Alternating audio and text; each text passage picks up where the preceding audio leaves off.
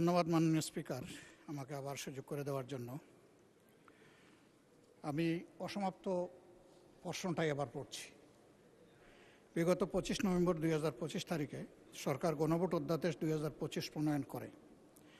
জুলাই জাতীয় সনদ বাস্তবায়ন আদেশ 2025 অনুসারে সংবিধান সংস্কার সম্পর্কিত কতিপয় প্রস্তাবের বিষয়ে জনগণের সম্মতি রয়েছে কিনা তা যাচাইয়ের জন্য আদেশটি জারি করা হয়। বিগত 12 ফেব্রুয়ারি 2026 ইংরাজি তারিখ ত্রয়োদশ জাতীয় সংসদ নির্বাচন অনুষ্ঠিত হয়। একই দিন গণভোটও অনুষ্ঠিত হয়। প্রায় 70% ভোটে হা ভোট বিজয়ী হয়। জনগণ জুলাই জাতীয় সনদ সংবিধান সংস্থার বাস্তবায়ন আদেশ 2025 ও জুলাই জাতীয় সনদে লিপিবদ্ধ সংবিধান সংস্কার সম্পর্কিত প্রস্তাবের পক্ষে তাদের রায় প্রদান করেন। গণভোটে হা ভোট নিরঙ্কুশ বিজয়ের ফলে ত্রয়োদশ জাতীয় নির্বাচনে নির্বাচিত সংসদ সদস্যগণ দুটি শপথ পাঠ করতে আইনানুগভাবে বাধ্য। বাংলাদেশ নির্বাচন কমিশন ত্রয়োদশ জাতীয় সংসদ নির্বাচনে নির্বাচিত মাননীয় সংসদ সদস্যদের 17 ফেব্রুয়ারি 2026 ইংরাজি তারিখে সংসদ সদস্য ও সংবিধান সংস্কার পরিষদের সদস্য হিসাবে শপথ গ্রহণের জন্য অনুরোধ জানান।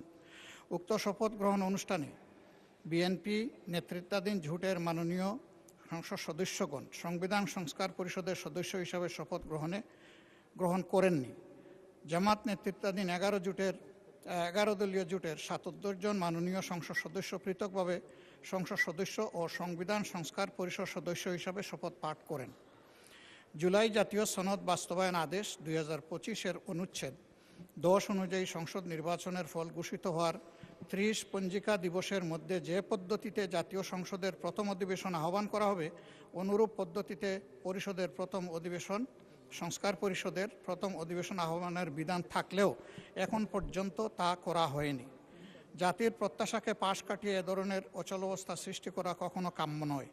এমতাবস্থায় জনগুরুত্বপূর্ণ বিষয় হিসাবে জুলাই জাতীয় সনদ সংবিধান সংস্কার বাস্তবায়ন আদেশ 2025 এবং সংবিধান সংস্কার পরিষদ অধিবেশন সংক্রান্ত আলোচনার জন্য মাননীয় স্পিকারের প্রতি সংসদ মুলতবি প্রস্তাব উত্থাপন করছি। আমার প্রস্তাব হচ্ছে সংসদ মুলতবি করে এই বিষয়ে আলোচনায় দেওয়া হোক।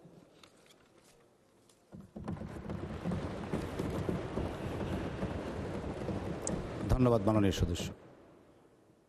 মাননীয় আইনমন্ত্রী মহোদয়। স্পিকার, আপনাকে অনেক ধন্যবাদ। যে বিষয়টি মুলতবি প্রস্তাব আকারে আনা হয়েছে মাননীয় বিরোধী দলীয় নেতার পক্ষ থেকে, আমি অত্যন্ত যৌক্তিক এবং সময়োপযোগী একটি প্রস্তাবনা মনে করছি।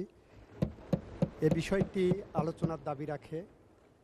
ওনাদের পক্ষ থেকেও আলোচনা হবে, আমাদের পক্ষ থেকেও আলোচনা হবে। আমরা আলোচনা করতে চাই, তবে আলোচনার আগে একটু সময় প্রয়োজন। যে কারণে মাননীয় বিরোধী দল নেতা আপনার দৃষ্টি আকর্ষণ করছি, এই সাবজেক্টের উপর আলোচনা করতে গেলে প্রত্যেক সংসদ সদস্য টেবিলের সামনে বাংলাদেশের সংবিধান,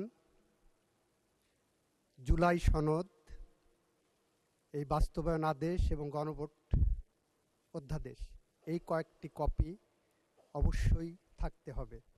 কারণ জুলাই জাতীয় সনদ নিয়ে গোটা জাতি এক ধরনের বিভ্রান্তির মধ্যে আছে যে কারা সত্য। আমরা দেখাতে চাই, আমরাও চাই জুলাই জাতীয় সনদ বাস্তবায়ন হোক। আমরা জুলাই জাতীয় সনদ বাস্তবায়নের পথ ধরে হেঁটে চলেছি। আমরা জুলাই জাতীয় সনদের প্রত্যেকটি ধারা উপধারা কিভাবে ধরে এগিয়ে চলেছি সেটা আমরা দেখাবো। যেমন সেই কারণে এই বইগুলো আপনাদের সামনে থাকা দরকার। অ্যাট দি সেম টাইম আমরা এটাও দেখাতে চাই ইতিমধ্যে জুলাই জাতীয় সনদের কোন কোন ধারা আপনারা লঙ্ঘন করেছেন সেটাও আমরা উপস্থাপন করতে চাই। এটা ডিবেট হওয়া প্রয়োজন। অত্যন্ত জনগুরুত্বপূর্ণ, অত্যন্ত সময়োপযোগী এই সাবজেক্টে আলোচনার জন্য মাননীয় স্পিকার আপনি একটি সময় নির্ধারণ করে দেন এবং এই 4টি বই তার সাথে আমি অনুরোধ করব, যদি সম্ভব হয়, ওনারা জানেন 2টি অন্য বই লাগবে, 3টি বই লাগবে। মদিনা সনদ, তারপরে হবস, লক্স, রুশোর সোশ্যাল কন্ট্রাক্ট থিওরির উপরে যে বই, এবং 1972 সালে আমাদের গণপরিষদ আদেশ যেটা ছিল, যে আদেশ বলে বাংলাদেশের সংবিধান রচিত হওয়ার আগে যে প্রেক্ষাপটটা ছিল এই কয়েকটা বই আমি উপস্থাপন রাখার জন্য অনুরোধ করব। আর একটি তারিখ নির্ধারণ করেন, সেদিন আমরা এটা আলোচনা করতে চাই। ধন্যবাদ।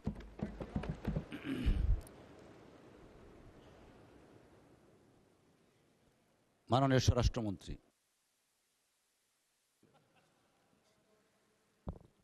মাননীয় স্পিকার, আপনাকে ধন্যবাদ। এটা এখন কানে লাগিয়ে বলবো কিনা বুঝতেছি না, বোঝা যায় কি সময়। আমাদের মাননীয় আইনমন্ত্রী অত্যন্ত সহৃদয় ব্যক্তি, তা আমাকে বেশি বলে সবাই সমালোচনা করি। তিনি এক কথায় সব রাজি হয়ে গেছেন, আলোচনা নির্ধারণ করেন, সময় নির্ধারণ করেন, হবস লবস রসুর বই বাইর করেন, সংবিধান, জুলাই জাতীয় সনদ এবং সংস্কার বাস্তবায়ন আদেশ সব কিছু দেন, তারপরে ডিবেট হবে, আলোচনা হবে, কি কি ভায়োলেট হয়েছে না হয়েছে হবে। কিন্তু আমি একটু বিধি মানা লোক, আমি একটু বিধি অনুসারে কথা বলি। মাননীয় স্পিকার, আমার পয়েন্ট অফ অর্ডার হচ্ছে, প্রথমে মাননীয় স্পিকারকে অনুরোধ করেছিলাম সেদিন, যেদিন মাননীয় বিরোধী দলীয় নেতা এই একই বিষয়টা উত্থাপন করেছিলেন, যে ওনাকে নোটিশ দিতে বলেন। এটা নোটিশের প্রয়োজন আছে, অত্যন্ত গুরুত্বপূর্ণ বিষয়, সেই বিষয়ে আপনি সংসদে আলোচনা করে ফয়সালা দিবেন। বিধান হচ্ছে গুরুত্বপূর্ণ বিষয়ে মুলতবি প্রস্তাব। Rule 62, rules of procedure, notice উনি দিয়েছেন। নোটিশে একটা কপি সৌভাগ্যক্রমে আমি পেয়েছি এখানে টেবিলে। মুলতবি প্রস্তাবের বিষয় লিখছে সাম্প্রতিক ও জরুরি জনগুরুত্বপূর্ণ একটি সুনির্দিষ্ট বিষয় সম্পর্কে আলোচনা করার জন্য এই সংসদের কাজ এখন মুলতবি করা হোক। নোটিশ তো দিতে পারবেন আপনি জরুরি গুরুত্বপূর্ণ বিষয়ে, জরুরি জনগুরুত্বপূর্ণ বিষয়ে নোটিশ দিতে গেলে তো আপনাকে অন্য বিষয়ে যেতে হবে, আর বিধি 68-এ যেতে হবে। This is my point of order. এবং সেখানে আপনি সময় পাবেন আধা ঘন্টা আলোচনার। এখন যদি আপনি সংশোধন করতে চান, সংশোধন করতে পারেন। মানে বিরোধী দলীয় নেতাকে সংশোধিত নোটিশ আবার দিতেও বলতে পারেন, আপনার রাইট আছে। You are milord of the house, অভিভাবক, ইউ ক্যান ইন্টারপ্রিট। এই পার্লামেন্টে আপনি সব কিছু সংশোধন করতে পারবেন। সেই হিসেবে যদি আপনি এখতিয়ার প্রকাশ করেন, প্রয়োগ করেন, তাহলে উনি আবার নোটিশ প্রদান করতেও পারে, অথবা আপনি সংশোধিত আকারে নিতে পারেন। এখানে পার্লামেন্টের অনেক অফিসার্স আছেন, লেজিসলেটিভ উইংয়ের আছেন, আপনারা হয়তো এটা দৃষ্টি আকর্ষণ করতে পারতেন। মাননীয় স্পিকারের নোটিশটা দেয়া হয়েছে জরুরি জনগুরুত্বপূর্ণ বিষয়ে সাম্প্রতিক, সেটা আসবে 68-এ, এবং সেখানে আপনি আলোচনা করার সুযোগ দিতে পারবেন আধা ঘন্টা যদি আপনি প্লিজড হন। আর এখানে 62-তে যদি আপনি নোটিশটা অ্যাকসেপ্ট করেন, তাহলে আপনি সময় দিতে পারবেন 2 ঘন্টা এবং 3 দিনের মধ্যে। যদি আপনি সম্মত হন এবং বিরোধী দলের সদস্যের মধ্যে যদি 25 জন সেটা সমর্থন করে এবং সরকারি দলের সদস্যদের মধ্যে যদি কেউ আপত্তি না তোলে, এখন আমি আপত্তিও তুলছি না, অনাপত্তিও তুলছি না, কারণ সেজন্য আপনার অনুমতি লাগবে, আলোচনা হবে। নোটিশটাই তো বৈধ হয় নাই, আপনি বৈধভাবে আগে নোটিশ দিতে বলেন, তারপরে আলোচনা হবে কি। আপনারা মাননীয় সংসদ সদস্য, আপনারা বসেন দয়া করে। মাননীয় স্পিকার বসেন দয়া করে, বসেন। মাননীয় স্বরাষ্ট্রমন্ত্রী, আপনি আপনার বক্তব্য শেষ করুন। আমি আপনার প্রোটেকশন চাচ্ছি। আপনি বিরোধী দলীয় সদস্যদেরকে ফ্লোর দিবেন, অসুবিধা নাই, কিন্তু লেট মি স্পিক। আমরা যেন আগের কালচারে ফেরত না যাই। আপনি যদি আমাকে সময় না দেন তাহলে আমি বসে যাব, এটাই বিধি। আর যদি আমি আপনার বক্তব্য কন্টিনিউ করেন মাননীয় মন্ত্রী। আমি তো ফর্মুলেট করতেছি মাননীয় স্পিকার। মাননীয় স্পিকার, আমি ফর্মুলেট করতেছি যে বিধিতে উনি নোটিশটা দিয়েছেন না, যে বিধিতে উনি নোটিশ দেন আপনি দেখেন। আপনার সামনে তো কিতাব আছে, রুলস আছে, পার্লামেন্টের অফিসার্সরা আছে, সবাইকে দেখেন। আপনি যদি এই বিধিতে 62-তে এই নোটিশটা গ্রহণ করেন, তাহলে আপনাকে সংশোধিত আকারে গ্রহণ করতে হবে, অথবা আপনাকে বলতে হবে মাননীয় বিরোধী দলীয় নেতা আপনি 62 রুলসে আবার একটা নোটিশ দেন, কারেকশন করে দেন। এটা হচ্ছে আমার ফার্স্ট পয়েন্ট অফ অর্ডার। এখন এখানে তো বিরোধিতা করার কিছু নেই, আমি তো অপোজ করছি না। আপনার এভরি রাইট আছে নোটিশ দেওয়ার, সংশোধিত করার এবং আপনি অ্যালাউ করার। কিন্তু যে নোটিশটা এখন আমাদের সামনে আছে, এই নোটিশটা হচ্ছে 68 রুলস অনুসারে নোটিশ। আপনি জরুরি জনগুরুত্বপূর্ণ বিষয় আপনি দেখেন, জরুরি জনগুরুত্বপূর্ণ বিষয় সম্পর্কে সংক্ষিপ্ত আলোচনা এখানে আধা ঘন্টা পাবেন। কোনটা আপনি ডিসাইড করবেন আপনার এখতিয়ার। My second point of order, মানে বিরোধী দলীয় নেতা এই মুলতবি প্রস্তাব উত্থাপন করেছেন, যদি ধরেও নেই রাইটলি 62-তে উনি বলছেন, তাহলে উনি শুধু ওনার প্রস্তাবটা উত্থাপন করতে পারবেন। এখানে আপনি জুলাই জাতীয় সনদ, উইদিন ব্র্যাকেট সংবিধান সংস্কার আদেশ, বাস্তবায়ন আদেশ 2025 13ই নভেম্বর, এইটা পুরাটা পড়ার তো মাননীয় স্পিকার কোনো সুযোগ নাই। এটা আপনি যদি ডিবেটের জন্য দিন নির্ধারণ করেন, আগামীকালকে করবেন না আগামী পরশু করবেন, 3 দিনের ভিতরে আপনি করতে পারেন, সেদিন আলোচনা হতে পারে। বিরোধী দলীয় এবং সরকার দলীয় কোন কোন সদস্যগণ বক্তব্য রাখবেন সেটা তখন দেখা যাবে।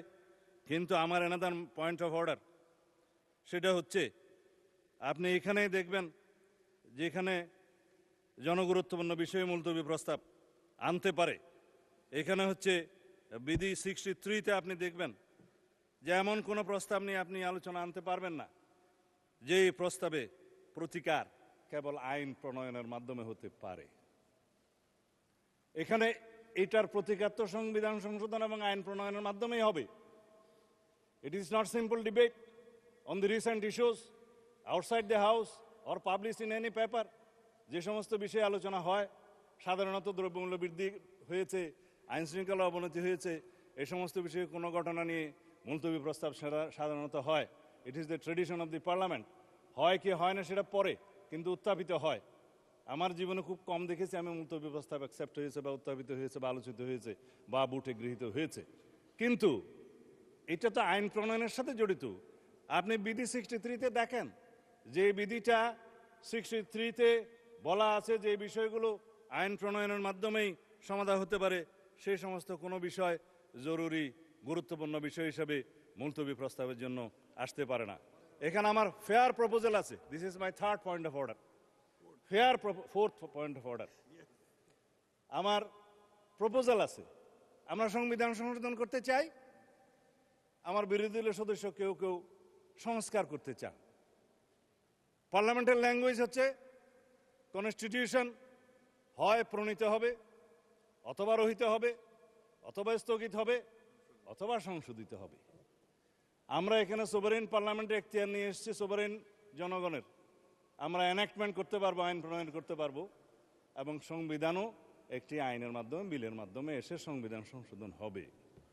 সুতরাং সংবিধান সংশোধনের জন্য let us form a constitution reform committee here. Position এবং অপোজিশন সবগুলোকে নিয়ে, সবাইকে নিয়ে সংবিধান সংশোধনের জন্য আমরা কাজ করি। এবং আমাদের গুরুত্ব দিতে হবে জুলাই জাতীয় সনদ, যেটা জাতির সামনে সংসদের দক্ষিণ প্লাজায় সবাই স্বাক্ষর করেছেন, একটা ঐতিহাসিক রাজনৈতিক সমঝোতার দলিল। আমি এটার বিরোধিতা করছি না এই জন্য যে দলিলের মাধ্যমে সংবিধান পরিবর্তন হয়ে যায়নি, সংবিধানের কোনো বিধান পরিবর্তন হয়ে যায়নি, কোনো অর্ডিন্যান্সের মাধ্যমে সংবিধানের কোনো কিছু ডিলিট হয়ে যায়নি, সেটা জায়েজ আছে, কিন্তু প্রস্তাব করা যায়। এইটা হচ্ছে সেই প্রস্তাব, জুলাই জাতীয় সনদ, যে পরবর্তী পার্লামেন্টে সংসদে সবাই রাজনৈতিক সমঝোতার দলিল হিসাবে এটা অনুযায়ী আমরা সংবিধান সংশোধন করব। এবং যে সমস্ত রাজনৈতিক দল ম্যানিফেস্টোতে অন্যান্য বিষয় উল্লেখ করেছে, সেই ম্যানিফেস্টো অনুযায়ী জনগণের ম্যান্ডেট পেয়েছে, আমরা 51% ম্যান্ডেট পেয়েছি। আমরা সেই মতো আমাদের ইশতেহারে উল্লেখিত অন্যান্য বিষয়গুলো যেগুলো সংবিধানকে টাচ করবে সেখানে এগুলো আনতে পারবো, এবং অন্যান্য বিষয়গুলো হয়তো আইন কানুন পাশ করে করা যাবে। যাই হোক, আমরা যেমন কৃষি ঋণ মওকুফ করেছি, সেটা আমাদের ম্যানিফেস্টোতে ছিল, ম্যান্ডেট ছিল, এটার জন্য সংবিধানে টাচ করতে হয় নাই। এখন আমার প্রস্তাব হচ্ছে, মাননীয় স্পিকার, আমরা কি আইন প্রণয়নের মাধ্যমে যেটা ফয়সলা করতে হয় সেটা কি জরুরি গুরুত্বপূর্ণ বিষয় হিসাবে এখানে ডিবেট করব নাকি করব না? আমরা কি পার্লামেন্টের একটা সংসদীয় কমিটি ফর্ম করব, যেখানে সংবিধান সংশোধনের জন্য সবাই প্রস্তাব দিবেন, বিরোধী দল, সরকারি দল, স্বতন্ত্র সদস্য থেকে সবাই মিলে আমরা সেখানে প্রস্তাব নেব, এবং একটা নির্ধারিত সময়ের মধ্যে আমরা সেই রিপোর্ট এই পার্লামেন্টে প্রদান করব।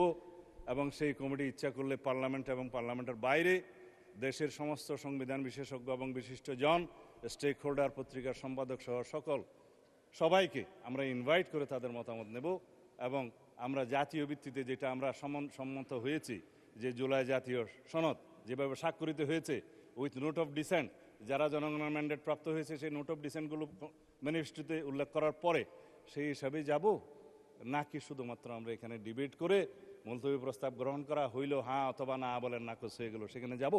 মেজরিটির ভিত্তিতে আমরা যেতে চাই না।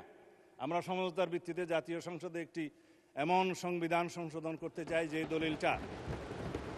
দলিলটা আমরা জুলাইয়ের গণ অভ্যুত্থানের শহীদের আকাঙ্ক্ষাকে আমরা ধারণ করতে পারি। আমরা বাংলাদেশের মানুষের পরিবর্তিত পরিস্থিতিতে সকল প্রত্যাশাকে ধারণ করতে পারি। সেই জুলাই গণ অভ্যুত্থানের শহীদের আকাঙ্ক্ষা, প্রত্যাশা, জনপ্রত্যাশা, বিরোধী দল এবং সরকারি দল সবাই মিলে যারা সংসদের বাইরে আছে তাদেরও মতামত সহ নিয়ে আমরা এমন একটা দলিল রচনা করি যাতে করে আমরা অনেক দিন এই দলিলটা নিয়ে কাজ করতে পারি। অনেক দিন বলার কারণ হচ্ছে সংবিধান মানুষের প্রয়োজনে, দেশের প্রয়োজনে, সমাজের প্রয়োজনে, চাহিদা অনুযায়ী সময়ে সময়ে অবশ্যই কিছু কিছু বিধান পরিবর্তন করতে হয় সময়ের দাবি। সেই জন্য আমরা একটা পারপিচুয়াল নেচারের অ্যামেন্ডমেন্ট করি যেটা অন্তত দীর্ঘদিন পর্যন্ত আমাদের এখানে থাকবে। আমরা সেই সংবিধান নিয়ে আগাতে পারবো। আপনি এখন ডিসাইড করতে পারেন মাননীয় speaker, you are my lord of the house. ধন্যবাদ। মাননীয় বিরোধী দলের নেতা। আমি বুঝতে পারছি না যে আলোচনা আপনি শুরু করেছেন কিনা। বিজ্ঞ সংসদ সদস্য যে বক্তব্য রাখলেন, বিশাল একটা বক্তব্য উনি রেখেছেন। ওনার দৃষ্টিভঙ্গি উনি তুলে ধরেছেন এই মহান সংসদের সামনে। আমরা চাচ্ছি আগে সংসদটা মুলতবি করে আলোচনায় যান আপনি, তারপরে এই সমস্ত বিষয়ে আমরা পার্টিসিপেট করব। ধন্যবাদ মাননীয় বিরোধী দলের নেতা। সব বিষয় আসবে। ধন্যবাদ।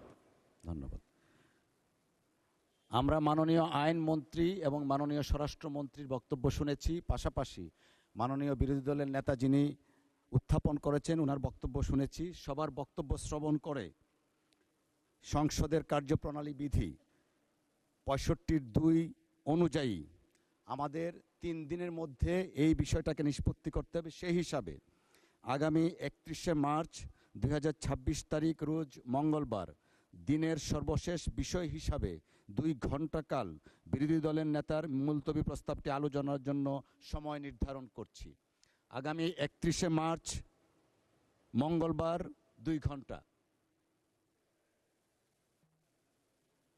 মাননীয় স্বরাষ্ট্রমন্ত্রী মাইকটা একটু দিন। হ্যাঁ, মাননীয় স্পিকার, আমি আপনাকে অনুরোধ করব, আপনি মঙ্গলবারে না, আমি অসম্মত হচ্ছি না, আপনি আগে শুনবেন তো। Let me speak. মাননীয় সদস্য একটু বসেন। আমরা উই আর কন্ডাক্টিং। বলেন। মাননীয় স্পিকার, মঙ্গলবারের আলোচনার সাথে সম্মতি প্রকাশ করছি। ওনারা হয়তো মনে করছেন আমি বিরোধিতা করব না, যদি সংহতি প্রকাশ করেন তাহলে তো নতুন করে কথা বলার দরকার নেই। একটা কারেকশন দিচ্ছি। মাননীয় স্বরাষ্ট্রমন্ত্রী, আপনি যদি মঙ্গলবারের আলোচনার সাথে সম্মতি প্রকাশ করেন দয়া করে বসুন। আলোচনা যদি নির্ধারণ করতে চান তাহলে আপনাকে নোটিশটা একটু সংশোধন করে নিতে হবে, এটাই আমার বক্তব্য। মাননীয় স্বরাষ্ট্রমন্ত্রী, মাননীয় স্পিকার, আপনি এই বিধিতে মাননীয় সদস্য আপনারা বসুন। সেটা আপনি আগে সংশোধন করেন। মাননীয় সদস্যবৃন্দ আপনারা বসুন। মাননীয় স্বরাষ্ট্রমন্ত্রী আপনিও বসুন। আমার ডিসিশন অলরেডি হ্যাজ বিন প্রনাউন্সড। মাননীয় স্বরাষ্ট্রমন্ত্রী, my decision already has been প্রনাউন্সড। মাননীয় মেম্বার আপনারা বসুন। আমরা পরবর্তী কার্যসূচিতে যাচ্ছি। আপনারা বসুন, দয়া করে আপনারা বসুন। মাননীয় স্বরাষ্ট্রমন্ত্রী আপনি বসুন। মাননীয় সংসদ সদস্যগণ আপনারা বসুন। My decision has been pronounced. 31শে মার্চ নির্ধারণ করা হয়েছে। সর্বশেষ আলোচনার জন্য 2 ঘণ্টা সময় থাকবে। ধন্যবাদ আপনাদেরকে। ধন্যবাদ।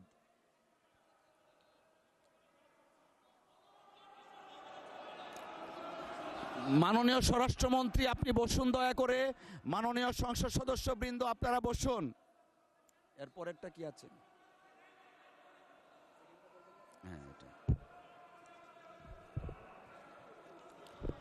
মাননীয় বিরোধী দলের নেতা আমরা অলরেডি জানিয়ে দিয়েছি 31শে মার্চ অনুষ্ঠিত হচ্ছে। দয়া করে বসেন, আমরা পরবর্তী কার্যপ্রণালীতে যেতে চাচ্ছি। মাননীয় বিরোধী দলের নেতার মাইকটা একটু দেখি। না, আমি বলছিলাম যে আপনি রুলিং দেওয়ার পরে এই বিষয়ের উপরে আর কোনো কথা চলে না। ধন্যবাদ, আপনি আপনার ধন্যবাদ জায়গায় মাননীয় থাকেন, বিরোধী দলের আমরা নেতা, আপনি আপনার দয়া সাথে করে আছি। বসুন। আমি আবারও উল্লেখ করছি, আগামী 31শে মার্চ রোজ মঙ্গলবার দিনের সর্বশেষ বিষয় হিসাবে 2 ঘণ্টাকাল বিরোধী দলের নেতার মুলতবি প্রস্তাবটি আলোচনার জন্য সময় নির্ধারণ করা হলো। ধন্যবাদ। আমরা পরবর্তী কার্যসূচিতে যাচ্ছি।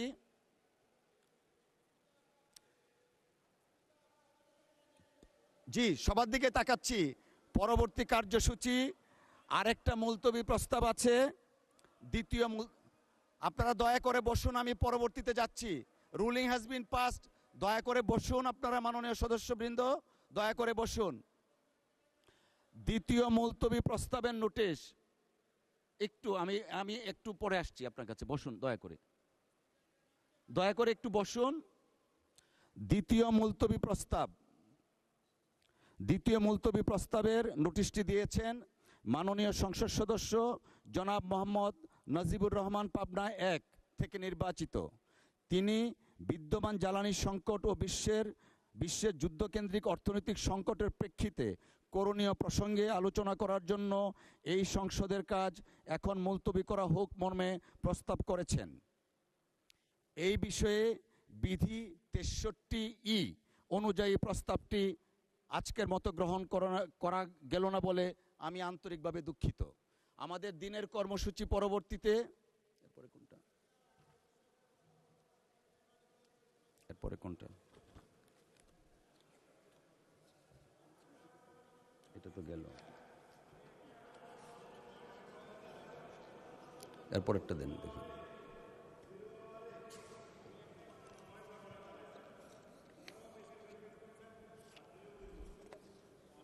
এটা না,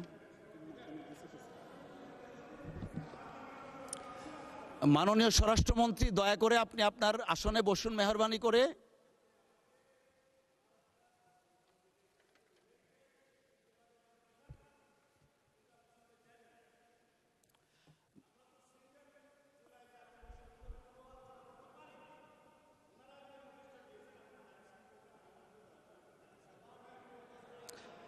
মাননীয় মন্ত্রী মহোদয় আপনি বসুন দয়া করে।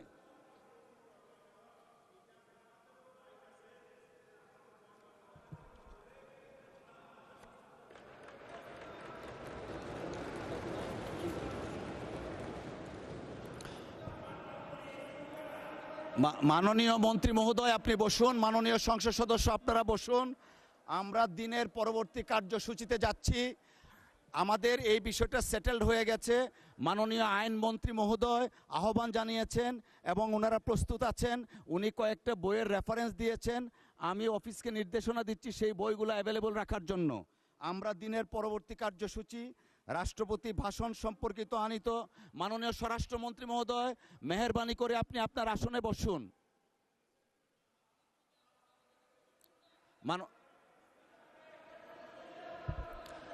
মাননীয় স্বরাষ্ট্রমন্ত্রী মহোদয় আপনি আপনার আসনে মেহেরবানি করে বসুন। আপনি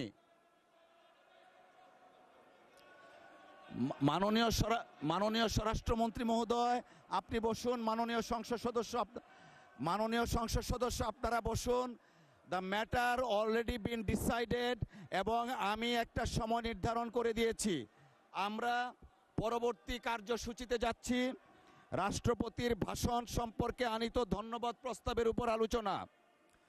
মাননীয় সদস্যবৃন্দ, দিনের কার্যসূচি অনুযায়ী এখন মহামান্য রাষ্ট্রপতির ভাষণ সম্পর্কে আনিত ধন্যবাদ প্রস্তাবের উপর আলোচনা।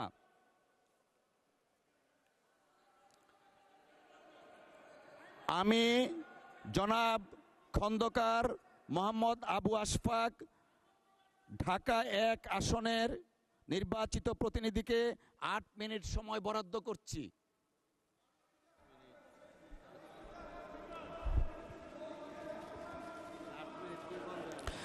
দয়া করে আপনারা বসুন।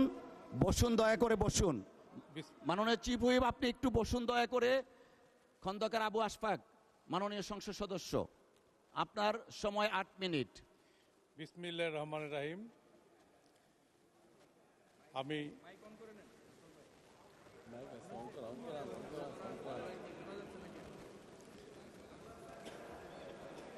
আমি মাননীয় চিফ হুইপ, খন্দকার আবু আশফাক সাহেবের বক্তব্য শেষ হোক, তারপরে বিবেচনা করব। অলরেডি হি হ্যাজ স্টার্টেড, আমরা ইন্টারাপ্ট না করি। খন্দকার আবু আশফাক সাহেব, মাননীয় সংসদ সদস্য।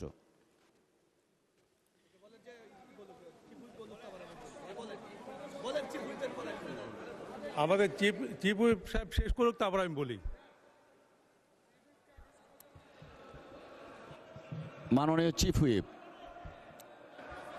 মাননীয় স্পিকার,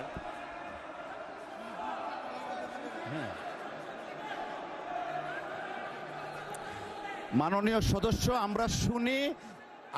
আমি ফেয়ারলি দেখব, যদি ওনার বক্তব্য এমন কিছু হয় তখন আপনাদেরকে সুযোগ দিব। দয়া করে বসেন। আপনারা দয়া করে, মাননীয় সংসদ সদস্য আপনারা বসুন, দয়া করে বসুন। কি বলতে চাই আমরা শুনি। মাননীয় স্পিকার, অ্যাডভার্স কোনো কিছু হবে না, দয়া করে বসুন। আমি 1 মিনিট কথা বলবো, অনলি 1 মিনিট, অনলি 1 মিনিট। আমার বসতো ভাই, 1 মিনিট। হ্যাঁ মাননীয় স্পিকার, আপনাকে আমি অনুরোধ করছি একটা বিষয়, ওনারা হয়তো শুনেন নাই। একটা বিষয় অনুরোধ করতে চাই, সেটা হলো এই, এর চেয়ে আমি জোরে বলতে পারি না। মাননীয় স্পিকার, আপনাকে অনুরোধ করছি, আমাদের সালাউদ্দিন সাহেব এটা একটা অ্যামেন্ডমেন্ট আনতে চেয়েছেন, অর্থাৎ উনি প্রস্তাবটা যেন সঠিকভাবে দেন, সংশোধিত, এইটুকু। আর ওনাদের প্রস্তাবে উনি সম্মত। আর মাননীয় স্পিকার, আমি আপনাকে অনুরোধ করতে চাই, বিরোধী দল থেকে এই যে মাননীয় সদস্য উনি বারবার দাঁড়িয়েছেন, আপনি যদি ওনাকে 1 মিনিট কথা বলতে দেন, তবে মাননীয় অপোজিশন লিডার যে কথা বলেছেন, রাইটলি বলেছেন, আপনার সিদ্ধান্তের পরে আর কোনো কথা বলা যায় না এবং উচিত না, এবং আমরা সেটা সিদ্ধান্ত মানি। তো সেইখানে আমি বলছি যে একটু সংবিধানে একটু প্রস্তাবটা একটু সংশোধন আনা দরকার, সেইটা আপনি আনেন যাতে আলোচনাটা সহজ হয়। নাহলে এই প্রস্তাবটা ভুল থেকে গেলে প্রবলেম হয়ে যাবে মানুষ করে। এইটুকুই আমাদের আবেদন, এবং এইটুকুই আমাদের মাননীয় স্বরাষ্ট্রমন্ত্রী এই কথাটুকুই বলতে চেয়েছেন। আর আর জি, আচ্ছা আচ্ছা, এবং মাননীয় স্বরাষ্ট্রমন্ত্রী বলতে যাচ্ছেন যে জুলাই সনদ নিয়ে আমরা দীর্ঘমেয়াদী থ্রেড বেয়ার ডিসকাশন করব, এবং পরবর্তীতে যাতে সংবিধান সংশোধন করা যায় এমন পর্যায়ে আমরা যাব যে সবাই বিরোধী দল এবং সবাই আমরা যারা আছি এবং স্বতন্ত্র যারা আছেন, অন্য অন্য দলে আছেন, সবাই ঐক্যমতের ভিত্তিতে একটা সিদ্ধান্তে আসতে চাই। এবং আমাদের বিরোধী দলের নেতা রাইটলি বলেছেন যে আপনি সিদ্ধান্ত দেওয়ার পরে অ্যাকচুয়ালি আর কোনো আলোচনা চলে না। তবে সেই ক্ষেত্রে শুধুমাত্র একটু বক্তব্য এইটুকু যে ওইটা প্রস্তাবটা যেন সংশোধিত আকারে আসে। ধন্যবাদ মাননীয় চিফ হুইপ। আমি খন্দকার আবু আশফাক সাহেব, আপনার অসমাপ্ত বক্তব্য সমাপ্ত করার জন্য অনুরোধ জানাচ্ছি। দেখো, মাননীয় বিরোধী দলের নেতা, মাননীয় বিরোধী দলের নেতা, মাননীয় বিরোধী দলের নেতা,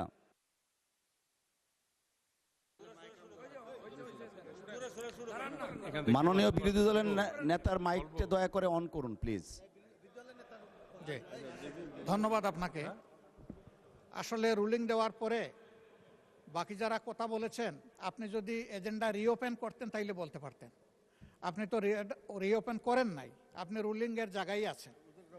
তো আমি অনুরোধ করব যে আপনি আজকে আপনার উদ্বোধনী বক্তব্যে বলেছেন যে আপনি জাস্টিস করবেন, আপনি নিউট্রাল থাকবেন। এই দিক থেকে আমাদের চিফ হুইপ বারবার চেষ্টা করছিল একটা কথা বলার, সে কিন্তু সুযোগ পাচ্ছে না। আপনি দেন, আবু আশফাক সাহেবকে দেওয়ার পরে ওনার কথাটা মেহরবানি করে শুনবেন, এটা আমার অনুরোধ। মাননীয় বিরোধী দলের নেতা, আপনাকে অসংখ্য ধন্যবাদ। খন্দকার আবু আশফাক, মাননীয় সংসদ সদস্য, আপনার বক্তব্য সমাপ্ত করুন দয়া করে। অসমাপ্ত বক্তব্য।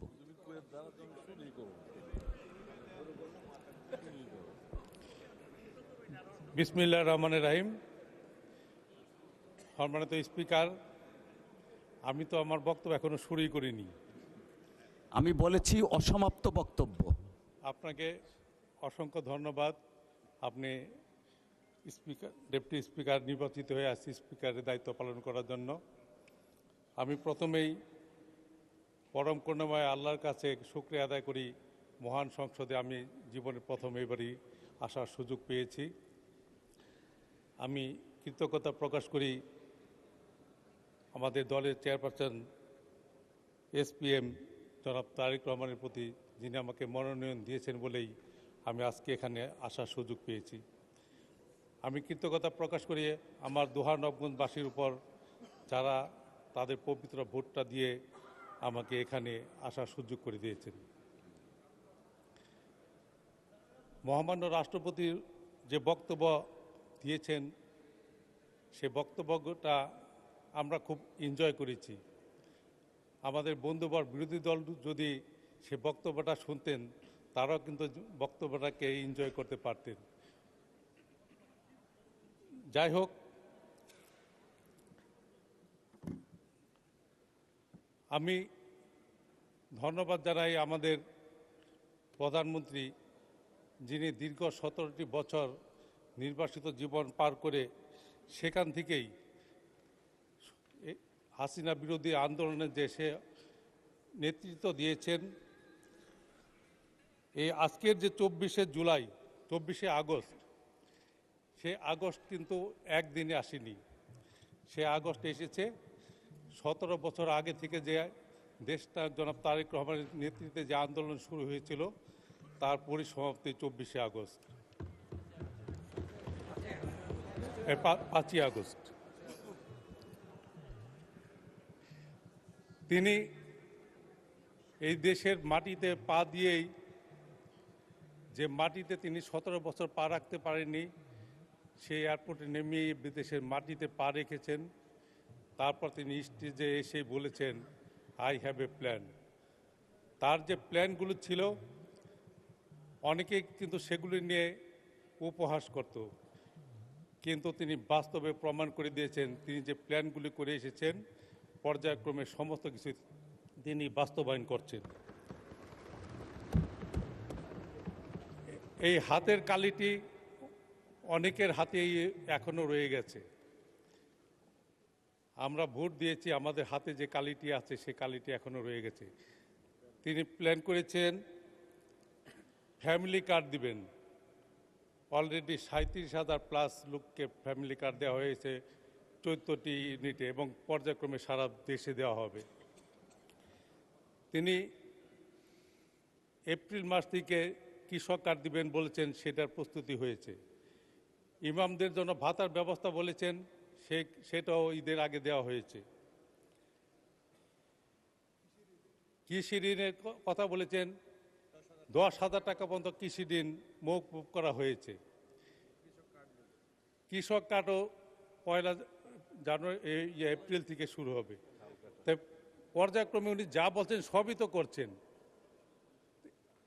তিনি একমাত্র ব্যক্তি এই স্বাধীনতার পর রাস্তায় যখন প্রধানমন্ত্রী রাষ্ট্রপতি বের হন, সমস্ত রাস্তা 2-3 ঘন্টা আগে থেকে বন্ধ হয়ে যায়। কিন্তু তিনি নতুন নিয়ম চালু করেছেন, জনগণকে ভোগান্তি করা যাবে না, কারণ এই সরকার হলো জনগণের সরকার। তিনি এমনইভাবে চলছেন রাস্তায়। আমরা শহীদ মিনার স্মৃতিসৌধে গেলাম, বিভিন্ন জায়গায় যাচ্ছি প্রধানমন্ত্রীর সাথে, কোথাও মানুষ টেরই পাচ্ছে না বিদেশিদের মতো যে প্রধানমন্ত্রী যাচ্ছে। একেই তো বলে গণতান্ত্রিক সরকার, জনগণের সরকার। জনগণ তো এমন একটি সরকার আশা করেছিল, যা আমরা পেয়েছি। আশা করি আমরা সামনে আরও নতুন কিছু দেখব জনাব তারেক রহমানের নেতৃত্বে। আমার নির্বাচনী এলাকা দোহার নবগঞ্জ। নবগঞ্জ হলো ঢাকা থেকে 35 কিলোমিটার দূরত্বে, দোহার হলো 40 কিলোমিটার দূরত্বে। এখনও কিন্তু ঢাকার এত কাছে থেকেও আমরা মনে হয় বাতির নিচে অন্ধকার। এখানে এখনও গ্যাসের ছোঁয়া পাইনি।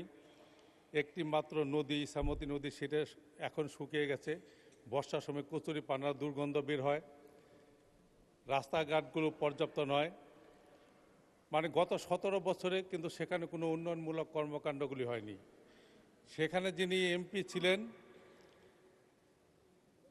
আপনারা জানেন, দরবেশ বাবাজি, যিনি এই দেশ থেকে হাজার হাজার কোটি টাকা লুট করে বিদেশে পাঠাইছে, অথচ নিজের এলাকার কোনো উন্নয়নই তিনি করেননি। এই এলাকার যে উন্নয়নগুলো করা দরকার, সেই উন্নয়নগুলি করার জন্য বিভিন্ন সেক্টরে যারা মন্ত্রী মহোদয়রা যারা আছেন তাদের সকলের সহযোগিতা কামনা করছি। সেখানে উন্নত মানের কোনো শিক্ষা প্রতিষ্ঠান নাই। শিক্ষামন্ত্রী সাহেব এখানে আছেন, তার কাছে আমি আবেদন করব দুহানগঞ্জ ঢাকার এত কাছে, সেখানে যেন একটি ভালো মানসম্মত শিক্ষা প্রতিষ্ঠান সহ একটি বিশ্ববিদ্যালয় তৈরি করে দেওয়া হয়। এখানে স্বাস্থ্যমন্ত্রী সাহেব আছেন, স্বাস্থ্যের ক্ষেত্রে আমাদের এলাকা একেবারে অনুন্নত। একটি 50 বেডি হাসপাতাল, ভিতরে ঢুকলে মনে হয় দুর্গন্ধ, 17 বছর দুর্গন্ধ এখনও সেখানে লেগে আছে। সেখানে মানসম্মত খাবার নেই। এই সমস্ত এখানে আধুনিক হাসপাতাল সহ একটি মেডিকেল কলেজ করা দরকার। আমি মাননীয় স্বাস্থ্যমন্ত্রীর কাছে আবেদন জানাবো। এখানে পানি উন্নয়ন মন্ত্রী আছেন, আমাদের ইসামতি নদীটি খনন করে পদ্মা নদীর মধ্যে যে বাঁধ দেওয়ার কথা ছিল, সে বাঁধ অল্প পরিমাণ দিয়ে আমাদের দরবের বাবাজি তার একটি বাংলো বানাচ্ছে, একটা বিলাসবহুল একটি বাংলো বানিয়েছে সরকারি টাকা দিয়ে পদ্মা নদী ভরাট করে।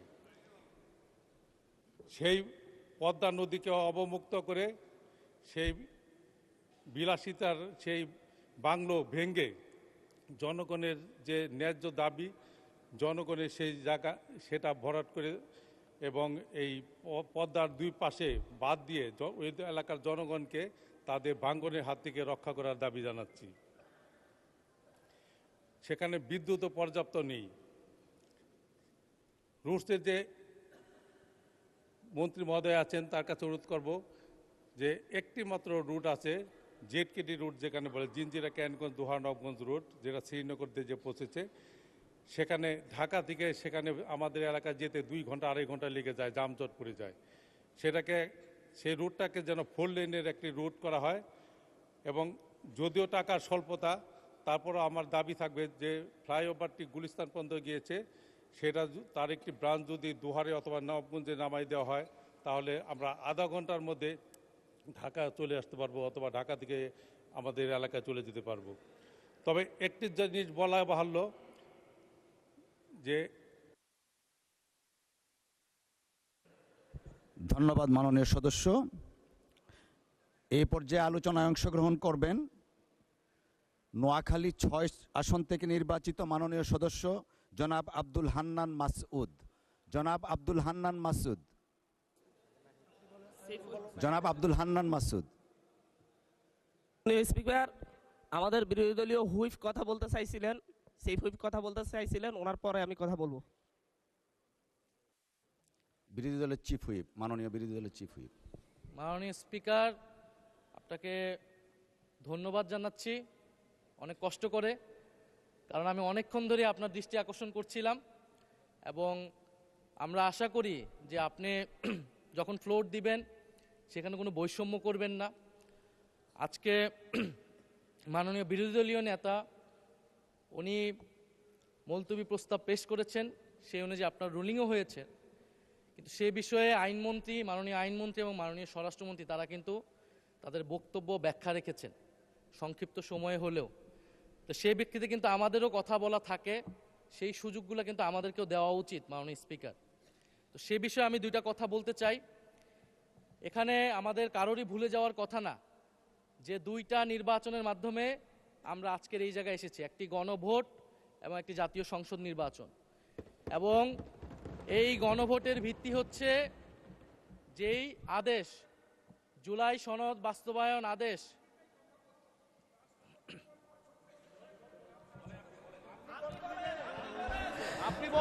মাননীয় সদস্য আপনি বসুন দয়া করে, বসুন দয়া করে।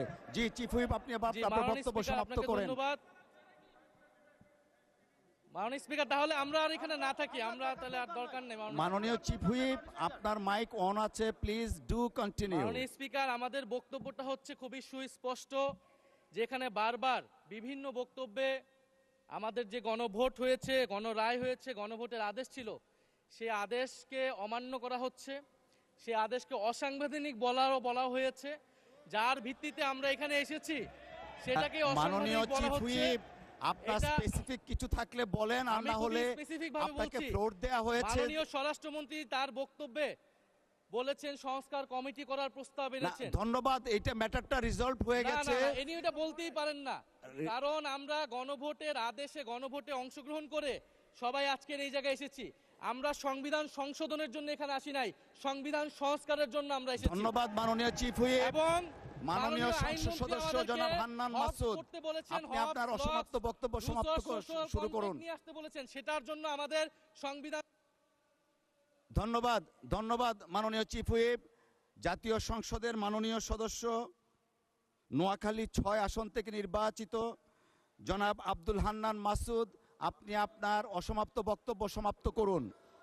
ধন্যবাদ মাননীয় একটু স্পিকার। একটু একটু ধৈর্য ধরেন, মাননীয় ওনার বক্তব্যটা স্পিকার, শেষ হোক। আমি একটু বসেন, আব্দুল বক্তব্যটা হান্নান শেষ হোক মাসুদ ওনার। এখানে দাঁড়িয়েছি নিপীড়িত, লাঞ্ছিত, বঞ্চিত মানুষের প্রতিনিধি হয়ে কথা বলতে। আমি এসেছি, ওনার বক্তব্য 6 মিনিট। মাননীয় স্পিকার, আমি বুঝতে পারছি না সময়গুলো কিভাবে বন্টন করা হয়। সরকার দলের হলো 8 মিনিট, বিরোধী দলের হলো 6 মিনিট, এভাবে তো কথা বলতে পারবো না। মাননীয় স্পিকার, পাশাপাশি আমি এই সংসদের সর্বকনিষ্ঠ এমপি, বাংলাদেশের ইতিহাসের সর্বকনিষ্ঠ এমপি। আমি এখানে দাঁড়িয়ে আপনারা যে জেনজির কথা বলেন, সেই জেনজির প্রতিনিধি হয়ে আমি সংসদে কথা বলতে আসছি। আপনি যদি বলেন যে জেনজিরা কি চাই, আমি বলছি জেনজিরা 72-এর সংবিধান আর চাই না। আপনি যদি বলেন জেনজিরা কি চাই, আমি বলতে এসেছি জেনজিরা এটাই চাই, স্বাধীনতার 30 বছর পরে জন্ম নিয়ে আমার মতো যারা সন্তানরা রয়েছে তারা কেন ভোটাধিকার পাই নাই, তার জবাব চাই। আমরা তো স্বাধীন বাংলাদেশে জন্ম নিয়েছি মাননীয় স্পিকার। আমাদের কি ভুল ছিল? আমরা তো নতুন মানচিত্র পেয়েছি, আমরা তো নতুন পতাকা পেয়েছি, আমরা নতুন সীমানা পেয়েছি। আমাদের পূর্বপুরুষরা 1971 সালে রক্ত দিয়ে আমাদের জন্য একটি নিরাপদ বাংলাদেশ গড়তে চেয়েছেন, কিন্তু আমরা কি সেই নিরাপদ বাংলাদেশ পেয়েছি? আমরা কি সেই নতুন বাংলাদেশ পেয়েছি? আমরা তো সেই নতুন বাংলাদেশ মাননীয় স্পিকার পাই নাই। 71-এ 30 লক্ষ মানুষ শহীদ হয়েছে, জীবন দিয়েছে, তাদের পরবর্তী সন্তানরা যেন নিরাপদ বাংলাদেশে ভোটাধিকার পায়, যেন রক্ষী বাহিনী না হয়, যেন ভোটাধিকার পায়, যেন আবার দুর্ভিক্ষ না হয়। কিন্তু আমরা কি দেখেছি? আমরা দেখেছি বাংলাদেশে দুর্ভিক্ষ হয়েছে। 1973 সালে ভোট চুরি হয়েছে। আমরা দেখেছি তার পরবর্তী সময়ে শহীদ প্রেসিডেন্ট জিয়াউর রহমান বাংলাদেশকে অর্থনৈতিকভাবে, রাজনৈতিকভাবে, গণতান্ত্রিকভাবে বাংলাদেশকে পুনরুদ্ধার করার জন্য উনি অটল ভূমিকা রেখেছেন। উনি আমার দ্বীপ হাতিয়াতে 3 বার গিয়েছেন। আমি যেদিকে তাকিয়েছি, আমার এই বেড়িবাঁধ কে করে দিয়েছে? মেজর জিয়াউর রহমান। আমার এই খালকে খনন করে দিয়ে গেছে মেজর জিয়াউর রহমান। তারপরে এরশাদ এসেছে, বেগম জিয়া এসেছেন।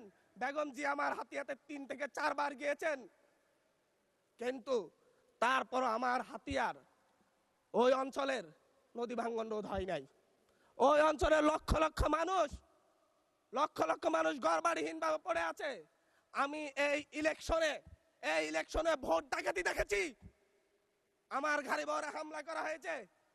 আমি কি এই ইলেকশনের জন্য নিজের রক্ত জড়িয়েছি?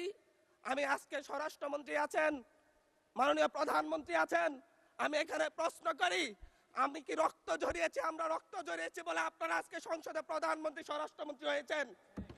রক্ত ঝরার পরে, রক্ত ঝরিয়ে গুলিবিদ্ধ হয়ে 3 দিনের মাথায় গুলিবিদ্ধ হয়ে, দয়া করে থামুন মাননীয় সংসদ সদস্য, আপনার বক্তব্য অব্যাহত রাখুন। 144 ধারার মধ্যে আবার নিজেই গুলিবিদ্ধ পা নিয়ে বের হয়ে গিয়ে সংবাদ সম্মেলন করে বলেছি আবার রাস্তায় নামুন, হাসিনা পতন হতে হবে। আমরা বলেছি নতুন বাংলাদেশ দিব। আমরা নতুন বাংলাদেশ আবার প্রতারণার রাজনীতি দেখতে চাই না, প্রবঞ্চনার রাজনীতি দেখতে চাই না। যেই গণভোটের পক্ষে আমাদের মাননীয় প্রধানমন্ত্রী প্রচারণা চালিয়েছেন, যে আদেশের পক্ষে মাননীয় সরকার দলীয় সংসদ সদস্যরা প্রচারণা চালিয়েছেন, আজকে এখানে এসে কেন এটা নিয়ে আবার দীর্ঘ আলোচনা হতে হবে? আমরা 90-এর গণঅভ্যুত্থানের কথা বলে যাই নাই। 3 জোটের রূপরেখা হয়েছে, বাংলাদেশ গণতান্ত্রিকভাবে উত্তীর্ণ হবে কথা দেওয়া হয়েছিল, কিন্তু 94 সালের মাগুরার নির্বাচন কারা আয়োজন করেছিল? কারা 94 সালে মাগুরার নির্বাচন আয়োজন করেছিল? আজকে আবার এই সংসদে দাঁড়িয়ে আবার এমন একটা ব্যবস্থা নিয়ে যাচ্ছেন, আরেকবার যে মাগুরার নির্বাচন আয়োজন করবেন না, এর নিশ্চয়তা কে দিবে? এর নিশ্চয়তা কে দিবে? আমি আমার সবচাইতে কম বয়সী প্রার্থী হিসাবে নিজের প্রার্থীটা জমা দিয়ে এলাকায় গিয়েছি প্রচারণা করতে। 3বার হামলা শিকার হতে হয়েছে। আমি সংসদ সদস্য হিসেবে এলাকায় গিয়েছি, সেই জায়গায় আমার উপর হামলা করেছে, সরাসরি ভিডিওতে দেখা গিয়েছে। অস্ত্র নিয়ে, দেশীয় অস্ত্র নিয়ে আমাকে কোপাতে আসা হয়েছে। তারা কারা? ওরা তো তারাই যাদের প্রত্যেকের হাতে বিএনপি দলীয় নেতা কর্মীদের রক্ত লেগে আছে, প্রাণ লেগে আছে। এই বিশ্বাসঘাতকতা মাননীয় স্পিকার, এই রাষ্ট্র আর সইবে না। আপনারাও সইতে পারবেন না। বিশ্বাসঘাতকতার মূল্য এই দেশে আবার দিতে হবে আপনাদেরকে। আপনারা যারা আপনাদের ভাইদের রক্ত জড়িয়েছে, খুন করেছে, খুনের মামলা আছে, তাদেরকে আবার পুনর্বাসিত করে আমাদেরকে খুন করার জন্য লেলিয়ে দিচ্ছেন। চট্টগ্রাম থেকে এক সাংগঠনিক নেতাকে পাঠিয়েছে অস্ত্র সহ আমাদের লোকজনের উপর হামলা করতে। ভোটের দিন সকালবেলা থেকে প্রত্যেকটা ভোট কেন্দ্রে অস্ত্র দিয়ে মহড়া দিয়েছে। 30টা ভোট কেন্দ্রে এনসিপির প্রার্থী, বিএনপি 2জন বিদ্রোহী প্রার্থী সহ কারো এজেন্টকে ঢুকতে দেওয়া হয় নাই। এটার জন্য কি আমরা আমাদের রক্ত জড়িয়েছি? মাননীয় স্পিকার, ইলেকশনের একদিন পরে আমাকে আর 1 মিনিট বাড়িয়ে দিবেন মাননীয় স্পিকার, 1টা মিনিট। মাননীয় স্পিকার, ইলেকশনের পর দিন এক নারী অভিযোগ করেছেন, এক নিরীহ নারী, ওনাকে ধর্ষণ করা হয়েছে শুধুমাত্র শাপলাগড়িতে ভোট দেওয়ার কারণে। 1 ঘন্টার মধ্যে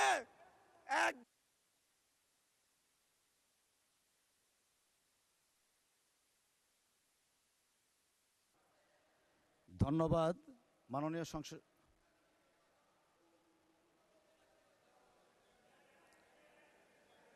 আচ্ছা, ঠিক আছে, 1 মিনিটের মধ্যে সংক্ষিপ্ত শেষ করবেন। 1 মিনিট। মাননীয় স্পিকার, একজন ভুক্তভোগী নারী অভিযোগ করেছে ওনাকে ধর্ষণ করা হয়েছে শাপলাগড়িতে ভোট দেওয়ার কারণে। সার্কেল এসপি 1 ঘন্টার মধ্যে বলেছে এই ধরনের কোনো ঘটনা ঘটে নাই। আজকে 42 দিন পার হয়েছে, এখনো ডিএনএ রিপোর্ট আসে নাই। মামলা নিতে 3 দিন দেরি হয়েছে। সিভিল সার্জন অফিস তদন্ত কমিটি করে দিয়েছে, তদন্ত কমিটির রিপোর্ট জমা দিয়েছে। ভুক্তভোগী নারী জানে না তার তদন্ত রিপোর্ট কি এসেছে। এই ভয়াবহ পরিবেশ তৈরি কারা করছে? আমার মনে হয় স্বরাষ্ট্রমন্ত্রী আইনের ব্যাখ্যা না দিয়ে, আইনমন্ত্রী আইনের ব্যাখ্যা দিবেন, স্বরাষ্ট্রমন্ত্রী এসবে মনোযোগ দেওয়া দরকার। স্বরাষ্ট্রমন্ত্রীর মনোযোগ দেওয়া দরকার। সারা দেশে কোথায় কোথায় সন্ত্রাসীরা রয়েছে, সেই সকল সন্ত্রাসীদের তালিকা করে তাদেরকে বিচারের ব্যবস্থা করা দরকার। স্বরাষ্ট্রমন্ত্রীর উচিত ধন্যবাদ মাননীয় সদস্য। নেতা কর্মীরা হত্যার শিকার হয়েছে, তাদের বিচারের ব্যবস্থা করা দরকার। ধন্যবাদ মাননীয় সদস্য।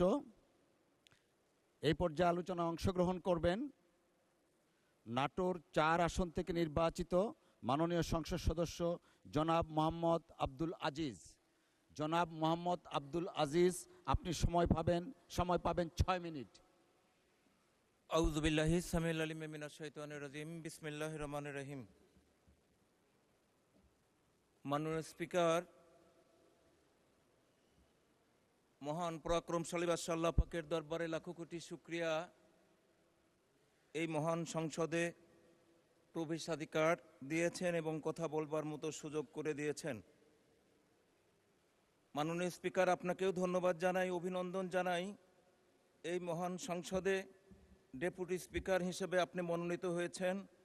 সকল সদস্যের পক্ষ থেকে আপনাকে আমার অভিনন্দন জানাই এবং আন্তরিকভাবে ধন্যবাদ জানাই আমাকে কথা বলবার মতো সুযোগ করে দিয়েছেন। আন্তরিকভাবে ধন্যবাদ জানাই রাজা মহারাজার দেশ নাটোর, কাঁচাগোল্লার দেশ নাটোর, বনলতা সেনের দেশ নাটোর, আর হাজার ঐতিহ্য চলন বিলের দেশ নাটোর। সেই চলন বিলের প্রাণকেন্দ্রেই অবস্থান করে গুদাসপুর বড়াইগ্রাম, সংসদীয় আসন 61, নাটোর 4। সর্বস্তরের মানুষ বিগত দিনে রেকর্ড ভঙ্গ করে আমার প্রিয় নেতার প্রদত্ত ধানের শীষের প্রতীকে ভোট দিয়ে আমাকে নির্বাচিত করে এই মহান সংসদে এসে কথা বলবার মতো সুযোগ করে দিয়েছেন। ধনী দরিদ্র আবাল বৃদ্ধ বনিতা কৃষক শ্রমিক জেলে তাঁতি আপামর মেহনতি জনতা গুদাসপুর বড়াই গ্রামের সকল ধর্মের সকল মতের মানুষকে আন্তরিকভাবে ধন্যবাদ জানাই। মাননীয় প্রধানমন্ত্রী, সংসদীয় নেতা, আওয়ামী লীগের অন্যায় অত্যাচার জুলুম নির্যাতন করে বিগত 17 বছর লক্ষ কোটি কোটি নেতা কর্মী স্বদেশে রেখে আপনি পরবাসী জীবনযাপন করেছেন। সেই পরবাসে থেকেই মাননীয় স্পিকার আপনি বলেছেন আপনি কৃষক পরিবারের সন্তান, আমিও কৃষক পরিবারের সন্তান। ধারাবারিশা ইউনিয়ন নামে একটা ইউনিয়ন আছে, যে ইউনিয়নের মানুষ ভালোবেসে 20 বছর আমাকে চেয়ারম্যান বানিয়ে রেখেছিলেন। গুদাসপুর উপজেলাবাসী আওয়ামী লীগের দুঃশাসনের সময় নানা প্রতিকূলতার মধ্যে দিয়ে উপজেলা চেয়ারম্যান নির্বাচিত করেছিলেন। আমার প্রিয় নেতা, আমার স্বপ্নদ্রষ্টা, বাংলাদেশের 18 কোটি মানুষের হৃদয়ের স্পন্দন, যাকে নিয়ে আমরা বিগত দিনে স্বপ্ন দেখেছি, আমরা ওনাকে নিয়ে সেই স্বপ্ন দেখি নাই যে স্বপ্ন মানুষ ঘুমিয়ে ঘুমিয়ে দেখে। আমাদের প্রিয় নেতাকে নিয়ে আমরা সেই স্বপ্ন দেখেছি যে স্বপ্ন পূরণের প্রত্যাশায় মানুষকে ঘুমোতেই দেয় না। সেই নেতা আমাদের সামনে বসে আছেন। প্রিয় নেতা সুদূর লন্ডনে থেকে আমাকে 2018 সালে ধানের শীষের প্রতীক তুলে দিয়েছিলেন নির্বাচনের জন্য। গণতন্ত্র বিরাজমান না থাকার কারণে আমাদের নির্বাচন আলোর মুখ দেখে নাই। যদি গণতন্ত্র বিরাজমান থাকতো, জনগণের ভোট যদি জনগণ ইচ্ছা মতো প্রদান করতে পারত, তাহলে 18 সালেই আমি নির্বাচিত হয়ে এই মহান সংসদে আসার সুযোগ হতো। সেই নেতাকে আমি আন্তরিকভাবে ধন্যবাদ জানাতে চাই। 18 সালের ধারাবাহিকতা অব্যাহত রেখে 2026 সালে নির্বাচনে, ত্রয়োদশ জাতীয় সংসদ নির্বাচনে আমার ধানের শীষের প্রতীক আমার হাতে তুলে দিয়েছেন। সেই রাজশাহী মাদ্রাসা ময়দানে আপনার পাশে দাঁড়িয়ে বলেছিলাম, গুদাসপুর বড়াই গ্রামের মানুষকে সেবা করার জন্য বৃহৎ সংগঠন বাংলাদেশ জাতীয়তাবাদী দলের ক্ষুদ্র কর্মী আমি, আমার হাতে ধানের শীষের প্রতীক তুলে দিয়েছেন। গুদাসপুর বড়াই গ্রামের সর্বস্তরের মানুষ ঐক্যবদ্ধ হয়েছে। সব মানুষ স্বাধীনতার সপক্ষে অবস্থান নিয়ে আগামী ত্রয়োদশ জাতীয় সংসদ নির্বাচনে নিরঙ্কুশ ভোটের ব্যবধানে আপনার ধানের শীষ বা ধানের শীষের প্রার্থীকে বিজয়ী করবে, আপনার হাতকে শক্তিশালী করবে। বিগত ত্রয়োদশ জাতীয় সংসদ নির্বাচনে 36,000 ভোটের ব্যবধান ঘটিয়ে যে আসনটা 91 সালে নির্বাচনে রাজশাহী বিভাগে 39টি আসনের মধ্যে 38টি আসন ধানের শীষের প্রতীক বিজয়ী লাভ করেছে, কিন্তু আমার নাটোর 4 আসন আওয়ামী লীগ বিজয় লাভ করেছে। সারাটা জীবন আওয়ামী লীগ দখল করে থেকেছে। এবার সেই রেকর্ড ভঙ্গ করে ধানের শীষের প্রতীকে ভোট দিয়ে আপনার প্রতি সম্মান শ্রদ্ধা রেখে 36,000 ভোটের ব্যবধানে আমাকে বিজয়ী করেছে। আপনাকে আন্তরিকভাবে ধন্যবাদ জানাই। পরম শ্রদ্ধা ভরে স্মরণ করি প্রিয় নেতা, যে নেতার জন্ম না হলে বাংলাদেশ স্বাধীন হতো না, যে নেতার জন্ম না হলে স্বাধীন সার্বভৌমত্বের বাংলাদেশ বিশ্বের মানচিত্রে পরিচয় লাভ করতে পারত না। সেই প্রিয় নেতা কিছু বিপদগামী সেনা সদস্যরা আমাদের মাঝখান থেকে হারিয়ে দিয়েছে।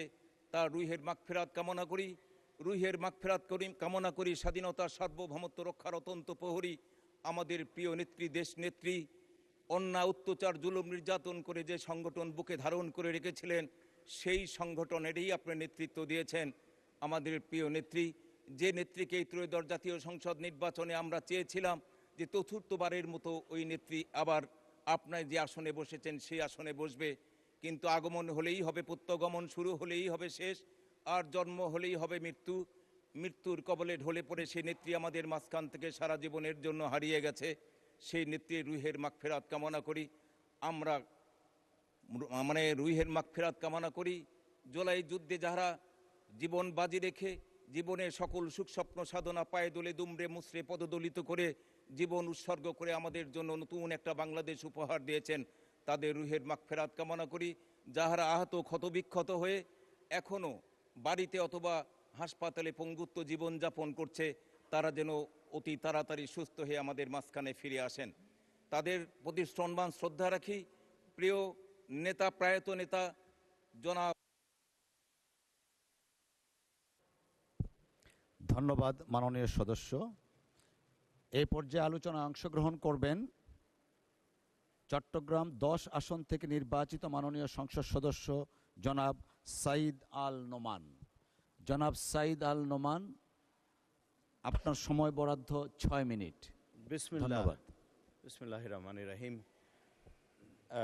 মাননীয় স্পিকার, আমাকে হুইপ মহোদয় বলেছিলেন 1 এপ্রিল। আমি একেবারেই প্রস্তুত নই, কিন্তু এভাবেই বোধহয় আমাদের জীবনটাও নির্ধারিত যে আমাদেরকে আমাদের কাজগুলোকে প্রস্তুতিহীনভাবেই কিন্তু একটি লক্ষ্য নিয়ে এগিয়ে যেতে হবে। কিন্তু প্রস্তুতির জায়গা থেকে বলতে চাই যে আমি যার সন্তান, তিনি আমাকে যে দীক্ষায় দীক্ষিত করেছেন সেটি ছিল শহীদ প্রেসিডেন্ট জিয়াউর রহমানের রাজনৈতিক আদর্শ। এবং আমি যাকে দেখে বড় হয়েছি তিনি আমাদের দেশনেত্রী মরহুমা বেগম খালেদা জিয়া, যিনি চট্টগ্রামকে বাণিজ্যিক রাজধানী হিসেবে ঘোষণা করে দিয়েছিলেন। কিন্তু সেই কাজ আজ আমাদের সুযোগ এসছে। আমার নেতা, অবিসংবাদিত নেতা, মাননীয় প্রধানমন্ত্রী, সংসদ নেতা জনাব তারেক রহমানের নেতৃত্বে সেই কাজ আমরা করব এইবার ইনশাল্লাহ। চট্টগ্রামকে আমরা সেই উচ্চতায় নিয়ে যাব। আর আজ স্মরণ করতে চাই আমার এই 17 বছর, প্রায় 17.5 বছরে যে অত্যাচার নিপীড়ন সহ্য করে বাংলাদেশ জাতীয়তাবাদী দলের অসংখ্য নেতা কর্মী যারা জীবন দিয়েছেন, গুম হয়েছেন, তাদের জীবনের সকল সুখ কেড়ে নেওয়া হয়েছে, তাদের বাস্তবতা তাদের হাতে ছিল না, সেই মানুষগুলোকে আজ স্মরণ করতে চাই। সেই 17.5 বছর পরে 24 জুলাই আগস্টে হাজার হাজার মানুষ, আমাদের তরুণেরা, আমাদের ছাত্রছাত্রীরা, আমাদের শ্রমিক ভাইয়েরা বোনেরা এবং তাদের পরিবার, একেবারে সাধারণ মানুষেরা, যার যার বাসা বাড়ি ফ্ল্যাট, তারা সকলে তাদের জায়গা ছেড়ে রাস্তায় নেমে এসে আমাদেরকে এই বাংলাদেশ, নতুন বাংলাদেশে জীবন কাটানোর যে সুযোগ দিয়েছে, আমি সেই মানুষগুলোকে স্মরণ করি এবং যারা বেঁচে আছে তাদেরকে ধন্যবাদ জানাই।